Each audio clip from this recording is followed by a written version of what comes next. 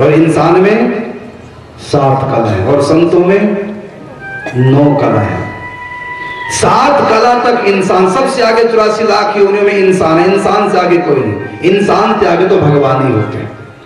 इसलिए संतों की गिनती इंसानों में नहीं होती, क्योंकि उनमें 7 कला नहीं, उनमें 9 कलाएं आ गई। कब कौन सी 2 फालतू कलाएं हैं संतों में? आप लोग जरूर सोच रहे होंगे बात, क्यों 2 फालतू सी बात है, कौन सी संतों में जो हमें नहीं? सुनो, 2 कलाएं कौन सी? ज्ञान और वैराग्य, ये 2 कलाएं संतों में फालतू है। वैराग्य का मतलब उनको संसार नहीं चाहिए, वो संसार के बिना जी सकते हैं, रोएंगे नहीं, हंसेंगे, सारा कुछ समाप्त हो जाए संतों के लिए तब भी वो हंसते हैं। ये कला उनमें फालतू आ गई। माँ बाप के बिना भी जी लेते हैं, पत्नी बच्चों के बिना भी आनंद से जीते हैं, घर बार के बिना जी रहे हैं, भीख मांग के टुकड़े खा रहे हैं तब भी मस्ती से जी रहे हैं। वाह वाह भाई मस्त फकीरानी, मांग तांग के टुकड़ा खावे और चाल चले अमीरा दी, वाह वाह भाई मस्त फकीरानी। कभी तो खावे हलवा पूरी, कभी तो खावे हलवा पूरी, कभी तो खावे चना चबेना, कभी लपटले खीरा दी, वाह वाह भाई मौज फकीरा दी। कभी घी घना, कभी मुट्ठी भर चना, कभी उससे भी मना और तब भी ठन ठना आनंद है। ये नहीं कि उस संसार को भोगते नहीं, सारी खुशियां लेने की शक्ति है और लेते हैं, अगर मिले और ना मिले तो उधर मुंह भी निकलते। ये वैराग्य है उनके भीतर, ये संसारी लोगों में। संसारी लोगों के पास हजारों सुख हैं, अगर एक सुख ना हो परेशान हो जाते हैं।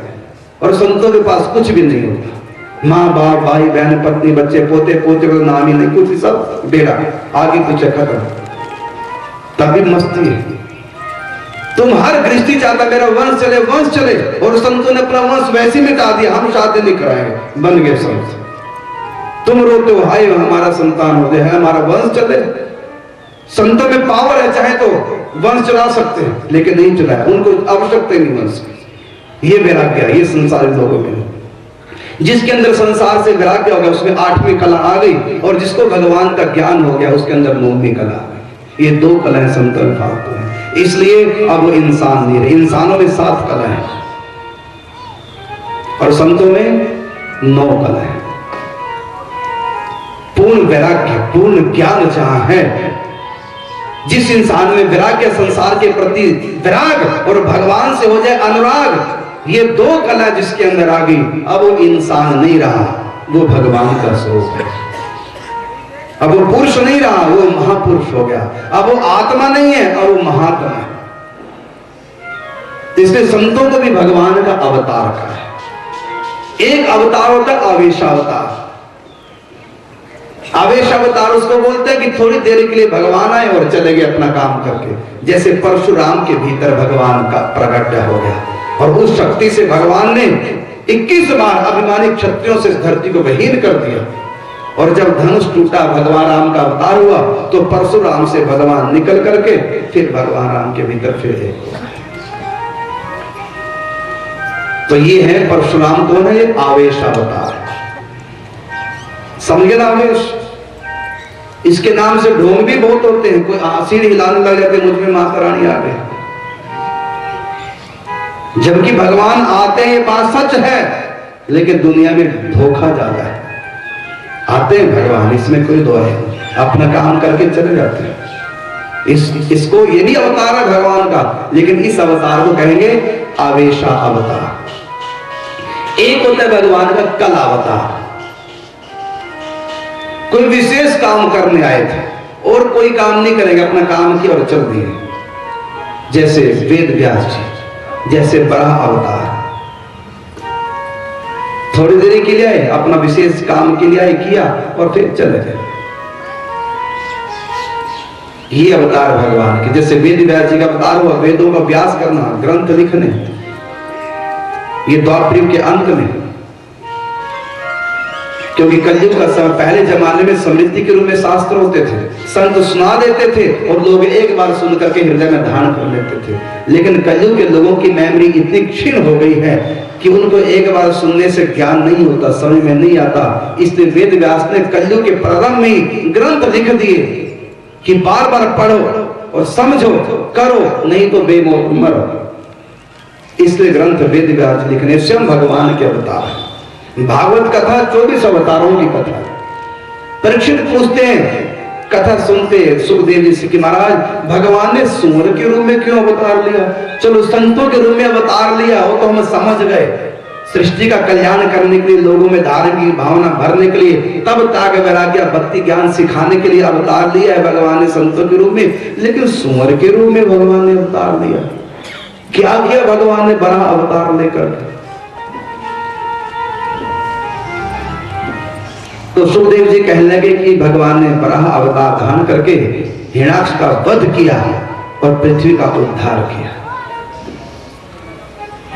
परीक्षित कहने लगे ये तो मैं समझ रहा हूं, लेकिन भगवान ने बराह अवतार क्यों लिया? इंसान के अवतार लेकर ने क्या काम कर सकते थे?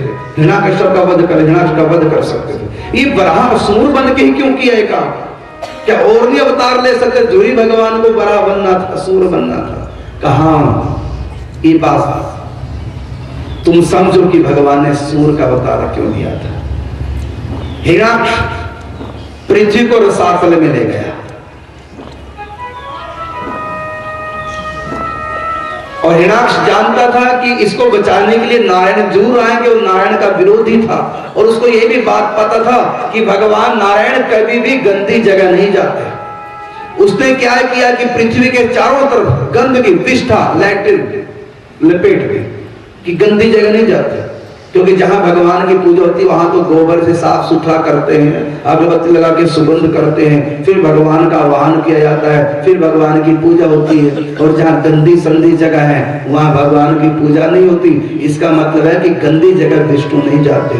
और वो धरती को बचाने जरूर आएंगे। राक्षस उसकी उल्टी खोपड़ी थी, उसने सोचा कि गंदी जगह विष्णु नहीं जाएगा, इसलिए पृथ्वी के चारों तरफ गंदगी गंदगी लगा दो, जो यहां आए गंदगी से दूर हो जाए और पृथ्वी मेरे अधीन रहे। तो परीक्षित से सुखदेव जी महाराज कहते हैं कि राजन, इसलिए भगवान ने बराह अवतार धारण किया था क्योंकि पृथ्वी के चारों तरफ गंदगी गंदगी लगी थी। तो भगवान ने कहा सूअर को गंदगी बहुत पसंद है, सुअर को गंदगी बहुत पसंद है, मैं सुअर ही बन जाता।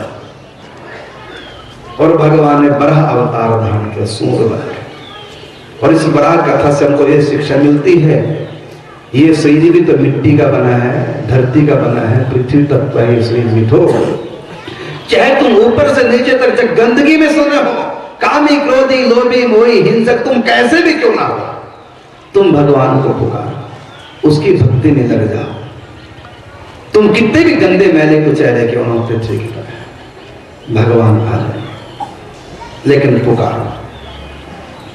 वसुदेव देव की जेल में पड़े हैं, पांव में बेड़ियां, हाथों में हथकड़ियां, कहीं जा सकते थे, 7-7 सालों में बंद, और मेरा कन्हैया वहीं प्रकट हो गया कि तुम जेल नहीं तोड़ सकते, मैं तो जेल में आ सकता हूं। चाहे तुम बंदी खाने में क्यों ना बंद पड़े, चाहे तुम बंदी खाने में हो और चाहे तुम गंदी खाने में हो, ये संसार गंदी खाना है।